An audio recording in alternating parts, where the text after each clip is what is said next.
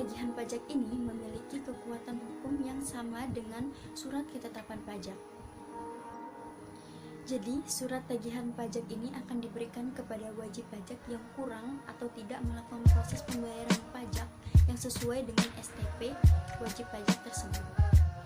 Lalu, kenapa surat tagihan pajak tersebut dapat diterbitkan?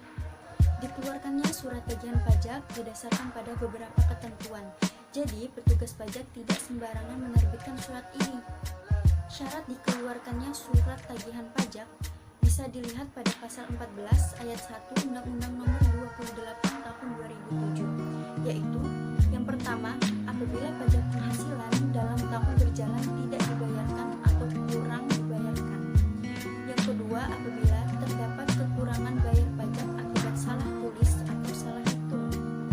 Yang ketiga adalah apabila wajib pajak dikenakan sanksi administrasi berupa denda atau bunga. Dan yang keempat adalah pengusaha yang tidak ditentukan sebagai pengusaha kena pajak tetapi membuat faktur pajak. Yang kelima adalah pengusaha yang telah ditentukan sebagai pengusaha kena pajak tetapi tidak membuat faktur pajak.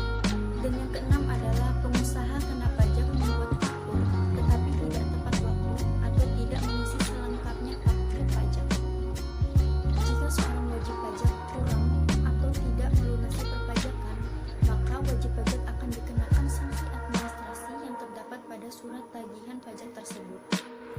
Sanksi yang akan diberlakukan bagi penerima surat tagihan pajak juga sudah diatur dalam pasal 14 Undang-Undang Nomor 28 Tahun 2007, yaitu yang pertama, sanksi administrasi berupa denda 50.000 jika wajib pajak tidak atau terlambat menyampaikan SPT masa, dan denda 100.000 jika wajib pajak tidak atau terlambat menyampaikan SPT tahunan. Yang kedua adalah sanksi administrasi berupa denda 2% dari dasar pengenaan pajak. Sanksi administrasi yang ketiga yaitu sanksi administrasi berupa bunga dalam hal wajib pajak membetulkan sendiri SPT miliknya dan hasil pembetulan tersebut menyatakan kurang bayar.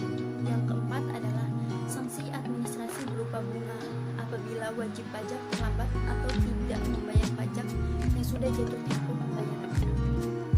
Lalu, jika seorang wajib pajak telah mendapatkan surat tagihan pajak dan ingin melunasi surat tagihan pajak tersebut, maka pelunasan surat tagihan pajak bisa dilakukan dengan membayar di bank yang menerima pembayaran pajak melalui surat setor pajak.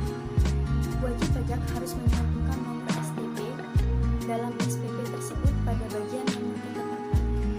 Sebab jika wajib pajak salah atau lupa mencantumkan nomor STP ini, biasanya akan mengakibatkan permasalahan nantinya, karena wajib pajak bisa dianggap belum membayar STP tersebut.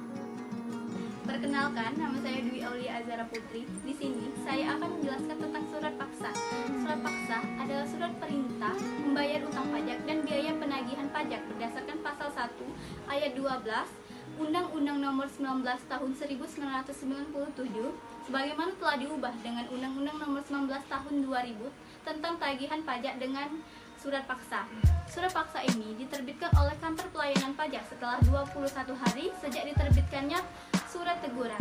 Jadi, isi dari surat paksa ini memuat tentang identitas wajib pajak, dasar penagihan pajak berupa nomor surat tagihan pajak maupun surat ketetapan pajak, besarnya utang pajak, dan perintah untuk membayar pajak.